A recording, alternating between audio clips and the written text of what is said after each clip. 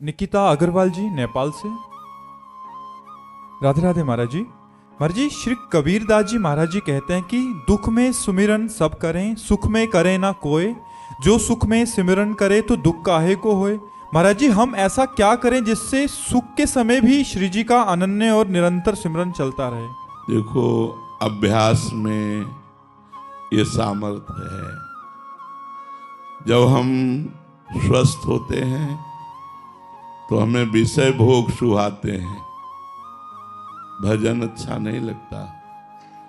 और जब दुख होते हैं तो उसकी पीड़ा से मन व्यथित रहता है, दुख का चिंतन करता है, तो भजन नहीं होता। न सुख में भजन होता है न दुख में भजन होता है, भजन करने से भजन होता है। यदि हम हर परिस्थिति में भजन का अभ्यास करें तो चाहे सुख की परिस्थिति हो चाहे दुख की परिस्थिति हो, भगवान का सुमिरन निरंतर चलने लगेगा। इसके लिए अभ्यास योग युक्तेन चेतसा नान्यगामिना, ऐसा अभ्यास करो। सुख में दुख में, संपत्ति में विपत्ति में, लाभ में हानि में, सुख दुखे समय कृत्वा लाभा लाभो जया जयो, हर परिस्थिति में भगवान का स्मरण चले। ये अभ्यास से होता है, स्वतः नहीं होता कि सुख में स्वतः सुमिरन हो या दुख में सुमिरन हो।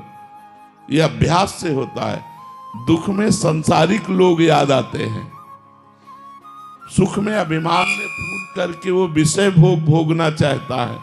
इसलिए भगवान के भजन का तो कहीं समय है ही नहीं, उसको हमें अभ्यास के द्वारा निरंतर लाना पड़ेगा। अगर कोई कहे, एक जैसे साधक कह रहे थे कि मैं खुशी चाहता हूं, सब कुछ है पर मैं खुश नहीं हूं, तो खुशी कहां मिलेगी। तो उन्होंने कहा परिस्थिति बदल जाए, मैं जितनी लेवल पे हूं उसके ऊपर बन जाए। तुम कहा उतने आप जितना सोच रहे हैं तो भगवान की सृष्टि में वैसे भी लोग हैं और हम वैसे भी लोगों से मिलते हैं, हमको वो भी खुश नहीं आए समझ में। अभिनेत्री, मिस एशिया, अभिनय करने वाले नेता सबसे मिलते हैं, लेकिन खुशी जिसे कहते हैं, खुशी कहते हैं प्रसन्नता। प्रसन्नता ब्रह्मभूता प्रसन्नात्मा, न सोचति न कांक्षति। जो भगवान से जुड़ा हुआ है, जो भगवान का कृपा प्रसाद प्राप्त कर रहा है, वही खुश हो सकता है, वही प्रसन्न हो सकता है।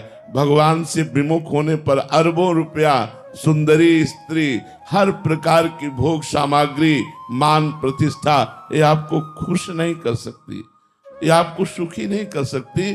चाहे जितना वैभव कमा लो, आप चिंता शोक भय इससे ग्रस्त रहेंगे। तो हम जिसे सुख समझते हैं वो सुख नहीं, सुख की छाया है।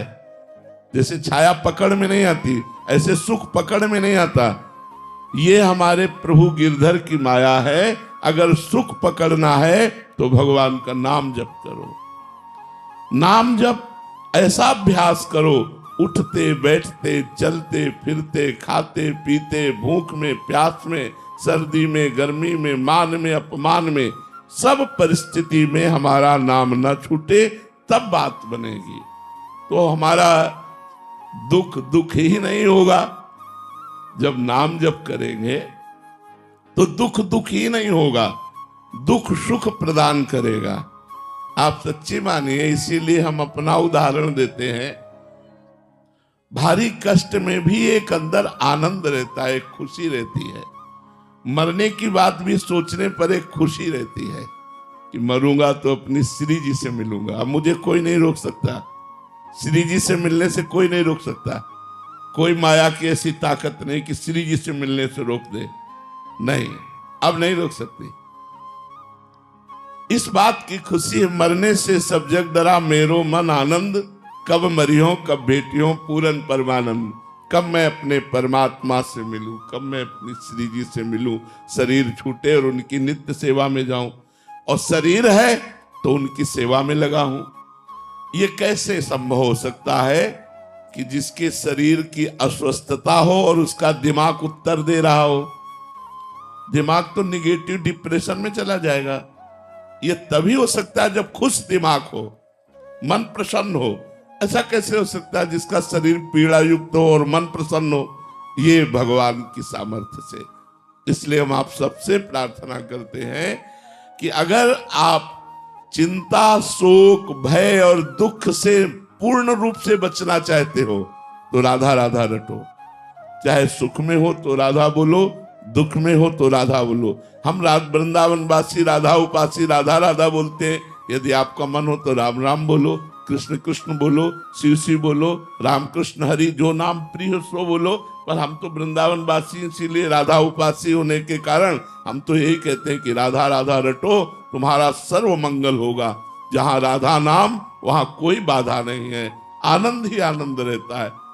तो दुख की परिस्थिति भी हमें दुखी नहीं कर पाती। तो जब तक भगवान से नहीं जुड़ोगे तब तक निर्भय नहीं रहोगे, निश्चिंत नहीं रहोगे, निशोक नहीं रहोगे, खुश नहीं रहोगे।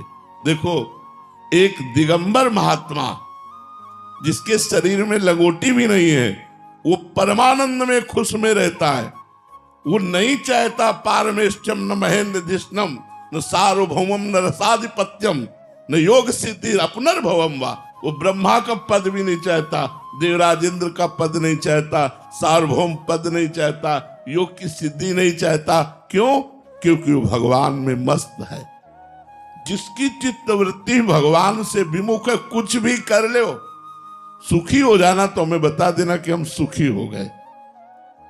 सुखी होने का मतलब है जब ये निकलने लगे, अब कछुनाथ न चाही मोरे। जब ये निकलने लगे तो मान लेंगे कि आपको सुख मिल गया। बोलो, सृष्टि में ऐसी कौन सी वस्तु, व्यक्ति, स्थान, पद है जिसके प्राप्त होने पर आपके मन में ये आ जाए कि अब कछुनाथ न चाही, मिल गया मिल गया। ये कभी नहीं हो सकता। ये तभी होगा जब भगवान मिल जाएंगे। जिनके पाने के बाद कोई पाने की इच्छा नहीं रहती, वो सिर्फ भगवान है। कोई वस्तु, व्यक्ति, स्थान से हम तृप्त होने वाले नहीं, क्योंकि हम भगवान के अंश हैं।